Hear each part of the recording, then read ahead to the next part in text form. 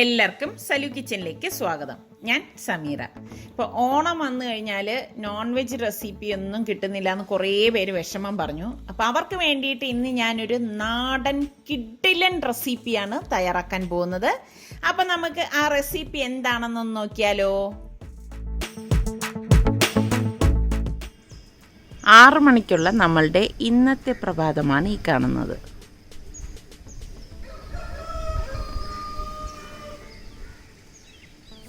ഈ ചിക്കൻ കറി ഉണ്ടാക്കാൻ വേണ്ടി ഞാനിവിടെ ഏകദേശം 1.5 കിലോ ചിക്കൻ നന്നായിട്ട് കഴുകി വൃത്തിയാക്കി ഡ്രെയിൻ ചെയ്തെടുത്ത് വെച്ചിരിക്കുകയാണ്. ഒരു പാനിലേക്ക് ഞാനിവിടെ 4 ചെറിയ ചുവന്നുള്ളി എടുത്തിട്ടുണ്ട്. അതൊന്ന് കട്ട് ചെയ്തിട്ട് കൊടുക്കാം. ഞാനിവിടെ പാൻ അടുപ്പത്തേക്ക് വെച്ചിട്ട് ഗ്യാസ് ഓൺ ചെയ്ത് കൊടുത്തിട്ടുണ്ട് കേട്ടോ. ഈ സമയം നമ്മൾ ഇതിലേക്ക് എണ്ണയൊന്നും ഒഴിക്കേണ്ട ആവശ്യമില്ല. ഇതിലേക്ക് ഇനി 1 ടേബിൾ സ്പൂണ് മുഴുവനെയുള്ള കുരുമുളകും, ഇതുപോലെ ചെറിയ 2-3 പീസ് പട്ട. ഞാനിവിടെ ഇതുപോലെ ഒന്ന് ഒടിച്ചെടുത്തതാണ് കേട്ടോ. പട്ടയുടെ അളവൊന്നും കൂടരുത്, കൂടിക്കഴിഞ്ഞാൽ ഇതൊരു വല്ലാതെ കവർപ്പ് വരും. പിന്നെ ഒരു 3 ഗ്രാമ്പു, ഒരു 5 ഏലക്കായ ഇത്രയിലേക്ക് ഇട്ട് കൊടുക്കാം. നമുക്ക് കുറച്ച് കരിവേപ്പിലയും കൂടി ഇതിലേക്ക് ഇട്ടിട്ട് ഒന്ന് ചൂടാക്കിയെടുക്കാം. ചെറിയ ഫ്ലെയിമിൽ വെച്ച് തന്നെ ചൂടാക്കിയെടുക്കണം, അല്ലെങ്കിൽ എന്താണെന്ന് വെച്ചാൽ കരിഞ്ഞു പോകത്തേ ഉള്ളൂ കേട്ടോ. ഇപ്പോൾ പ്രഷർ കുക്കറിൽ ചോറ് വെച്ചുകൊണ്ടിരിക്കുന്നതുകൊണ്ടാണ് ഒരു സൗണ്ട് ഡിസ്റ്റർബൻസ് വരുന്നത്. ഇതിവിടെ നല്ലതുപോലെ ചൂടായിട്ടുണ്ട്, നല്ല ഒരു മൂത്ത മണം വരുന്നുണ്ട്. ആ സമയത്ത് ഞാനിവിടെ 1 കപ്പ് തേങ്ങ എടുത്തിട്ടുണ്ട്. ഈ തേങ്ങ ഇതിലേക്ക് ഇട്ടിട്ട് വറുത്ത് കൊടുക്കണം. ഫ്ലെയിം കുറച്ച് വെച്ചിട്ട് തന്നെ വറുത്തെടുക്കണം, അത് പ്രത്യേകം ശ്രദ്ധിക്കണം.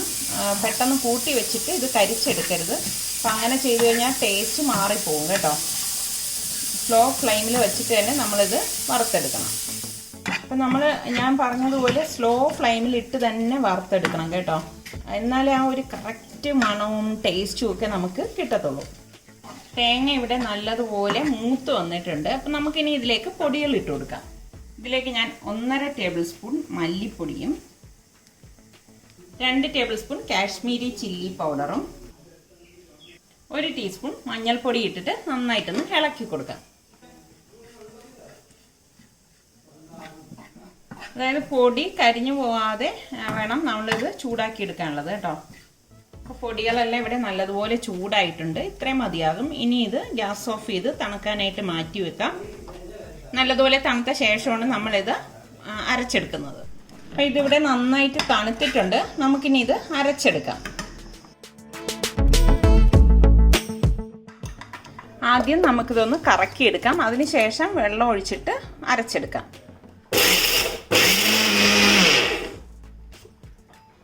ഇതുപോലെ ഒന്ന് അടിച്ചെടുത്ത ശേഷം വേണം വെള്ളം ഒഴിച്ചിട്ട് നമ്മളിത് അരച്ചെടുക്കാനുള്ളത്. അല്ലെങ്കിൽ എന്താണെന്ന് വെച്ചാൽ നന്നായിട്ട് അരഞ്ഞു കിട്ടത്തില്ല.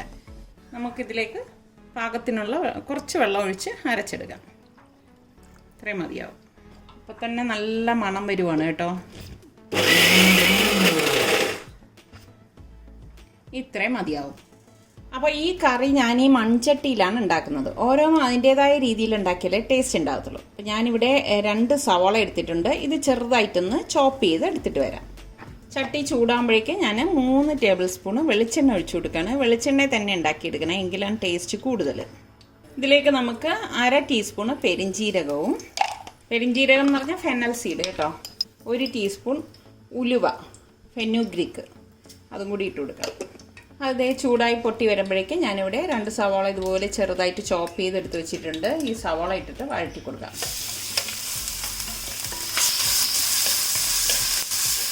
അപ്പോൾ ഈ ഉള്ളി വഴണ്ടി വരുമ്പോഴേക്ക് ഞാനിവിടെ 1.5 table spoon ginger garlic paste എടുത്തിട്ടുണ്ട്.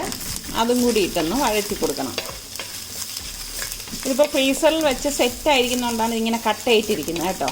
അത് ഈ ചൂട് കൊള്ളുമ്പോൾ പെട്ടെന്ന് മെൽറ്റ് ആയിക്കോളും. ഇനി ഇതിലേക്ക് ഞാനിവിടെ 1 ടൊമാറ്റോ എടുത്തിട്ടുണ്ട്. ചെറുതായിട്ടൊന്ന് കട്ട് ചെയ്തിട്ട് കൊടുക്കാം. ഇനി ഞാനിവിടെ 4 പച്ചമുളക് എടുത്തിട്ടുണ്ട്. പച്ചമുളക് ഇതുപോലെ കീറിയിട്ട് കൊടുക്കണം. പച്ചമുളകൊക്കെ നിങ്ങളുടെ എരിവിന് പാകത്തിന് ചേർത്ത് കൊടുത്താൽ മതി കേട്ടോ.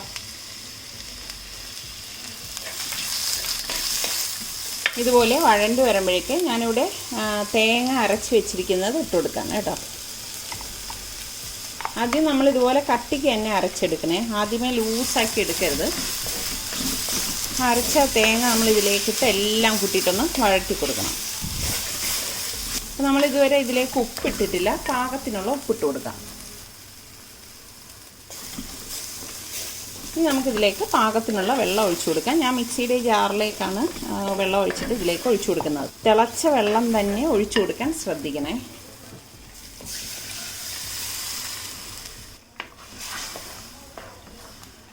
ഞാനിവിടെ 2.5 കപ്പോളം വെള്ളം ഇതിലേക്ക് ഒഴിച്ചിട്ടുണ്ട്. നിങ്ങൾക്ക് എത്ര ചാറ് വേണം അതിനനുസരിച്ച് വെള്ളം ചേർത്ത് കൊടുത്താൽ മതി. ഇപ്പൊക്കെ പാകത്തിനുണ്ടോയെന്ന് നോക്കണേ. ഇനി ഞാൻ ഇതിലേക്ക് കുറച്ച് കറിവേപ്പിലയോടെ ഇട്ട് കൊടുക്കുകയാണ്. ഇട്ട് കൊടുത്തിട്ട് ഈ കറി ഒന്ന് നന്നായിട്ട് തിളച്ച ശേഷമേ നമ്മൾ കഴുകി ഡ്രെയിൻ ചെയ്ത് വെച്ചിരിക്കുന്ന ചിക്കൻ ഇതിലേക്ക് ഇട്ട് കൊടുക്കത്തുള്ളൂ. അപ്പം നമുക്കിനി അടപ്പ് മാറ്റി നോക്കാം. ഇതേ കണ്ടോ, കറി നന്നായിട്ട് ഇതേ തിളയ്ക്കുന്നുണ്ട്. ഇതുപോലെ തിളച്ച ശേഷമേ നമ്മൾ ഇതിലേക്ക് ചിക്കൻ ഇടാവൂ കേട്ടോ. ഓരോന്നും അതിൻ്റേതായ രീതിയിൽ ഉണ്ടാക്കിയാലേ ആ കറിക്ക് നല്ല ടേസ്റ്റും മണവും ഒക്കെ ഉണ്ടാകത്തുള്ളൂ. എനിക്ക് തോന്നുന്നു നമ്മുടെ സലു കിച്ചണിൽ ഞാൻ ഇന്ന് വരെ ഈ 1000 റെസിപ്പീസിൽ കൂടുതൽ ചെയ്തിട്ടുണ്ട്. പക്ഷെ വറുത്തരച്ച ചിക്കൻ കറി ഇതുവരെ പോസ്റ്റ് ചെയ്തിട്ടില്ല കേട്ടോ. ഞാനിവിടെ ഉണ്ടാക്കാറുണ്ട്, പക്ഷെ നമുക്ക് വീഡിയോ ആയിട്ട് ഞാൻ ചെയ്തിട്ടില്ല. അപ്പോൾ ഇതുപോലെ ഓരോ റെസിപ്പി വരുമ്പോഴേക്ക് അങ്ങനെ ഈ പറഞ്ഞ മാതിരി നീണ്ട് പോകുന്നതാണ്.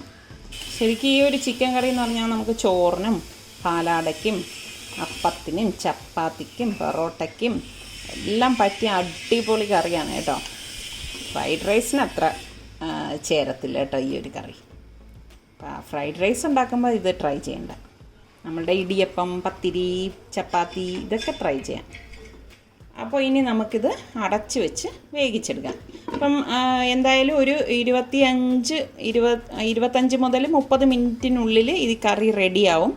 അപ്പോൾ ഇതിനിടയിൽ നമ്മൾ അടപ്പൊന്ന് മാറ്റിയിട്ട് ഇടയ്ക്കിടയ്ക്ക് ഇളക്കി കൊടുത്തുകൊണ്ടിരിക്കണം കേട്ടോ. അപ്പോൾ നമ്മളുടെ കറി എന്തായി നോക്കാം. ഇപ്പോൾ ഒരു 15 മിനിറ്റ് കഴിഞ്ഞിട്ടുണ്ട് കേട്ടോ. അപ്പോൾ ഞാൻ ഇതുവരെ ഇത് ഇളക്കാനായിട്ട് അടപ്പ് തുറന്നിട്ടില്ല. ഇപ്പോഴാണ് തുറന്നത്. തുറന്നപ്പോൾ തന്നെ നല്ല അടിപൊളി മണം വരെയാണ്. നിങ്ങൾ തക്കാളി ഇടുമ്പോൾ ഒന്നിൽ കൂടിപ്പോരുത് കേട്ടോ, ഒരെണ്ണം മതിയാകും. അപ്പോൾ വീണ്ടും ഇത് അടച്ച് വെച്ച് നമുക്ക് വേവിച്ചെടുക്കാം. അപ്പം ഞാൻ വച്ചിട്ട് ഒരു 25 മിനിറ്റ് കഴിഞ്ഞിട്ടുണ്ട്. നല്ല പാകത്തിന് റെഡിയായി വന്നിരിക്കുകയാണ്. നല്ല സൂപ്പർ മണമാണ് കേട്ടോ. ഇനി ഒരു 5 മിനിറ്റും കൂടെ ഞാനിതുപോലെ വെക്കത്തുള്ളൂ. ഇതേ കണ്ട എണ്ണയൊക്കെ തെളിഞ്ഞ് വരുന്നത്. അപ്പോൾ വീണ്ടും ഞാനിത് ഒരു 5 മിനിറ്റ് കൂടി അടച്ച് വെക്കാണ്. ഇപ്പോൾ 30 മിനിറ്റ് കഴിഞ്ഞിട്ടുണ്ട്. ദേ നമ്മളുടെ വറുത്തരച്ച ചിക്കൻ കറി ഇവിടെ റെഡി ആയിട്ടുണ്ട്. അതിൻ്റെ ടെക്സ്ചർ നിങ്ങൾക്ക് കാണുമ്പോൾ തന്നെ മനസ്സിലാവും. അപ്പോൾ ട്രൈ ചെയ്യാത്തവർ ഈ രീതിയിലൊന്ന് ട്രൈ ചെയ്ത ശേഷം എനിക്ക് ഫീഡ്ബാക്ക് തരണേ, എങ്ങനെ ഉണ്ടായിരുന്നു എന്ന്.